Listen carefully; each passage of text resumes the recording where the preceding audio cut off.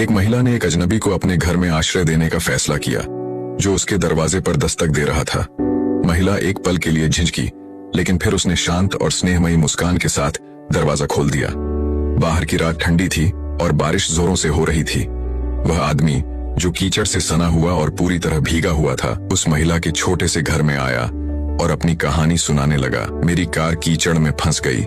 मैं एक emergency conference में जा रहा था और इस तूफान में रास्ता भटक गया। महिला ने उसे सादगी भरा लेकिन प्यार से भरा एक गर्म कॉफी का कप दिया। जब वह आदमी गर्माहट पाने की कोशिश कर रहा था, उसने एक दृश्य देखा जो उसकी जिंदगी भर याद रहेगा। वह महिला एक पालने के पास घुटनों पर बैठी प्रार्थना कर रही थी, पूरी आत्मा से। आदमी उस दृश्य से भावुक हो गया और धीरे से पूछा, आप इतनी गहराई से क्यों प्रार्थना कर रही हैं? आंखों में आंसू ली महिला ने जवाब दिया, मेरा बेटा बहुत बीमार है।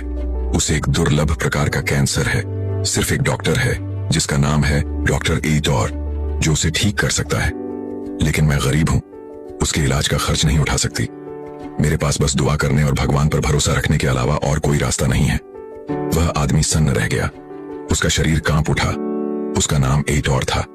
वह उसी दुर्लभ कैंसर का विशेषज्ञ डॉक्टर था। उसी क्षण सब कुछ स्पष्ट हो गया। तूफान, कार का कीचड़ में फंसना, कॉन्फ्रेंस में जाना, यह सब ईश्वर की योजना थी।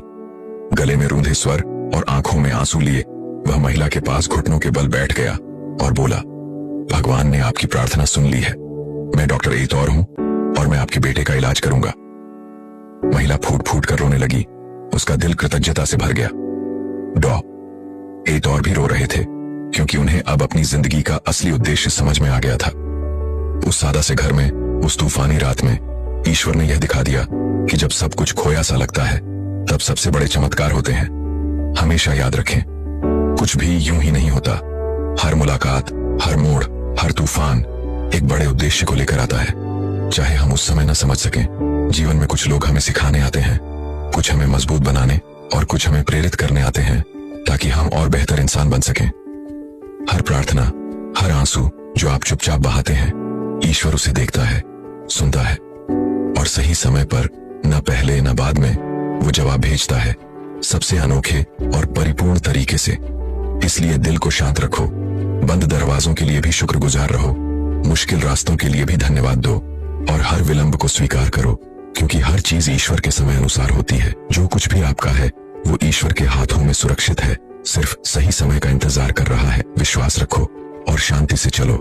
जो आज एक उलझन लग रही है, वही कल आपकी जिंदगी की सबसे खूबसूरत कहानी बनेगी। अगर आपको भी लगता है कि ईश्वर सही लोगों को सही समय पर हमारे जीवन में भेजता है, तो इस कहानी को शेयर करें और कमेंट करें, हे प्रभु,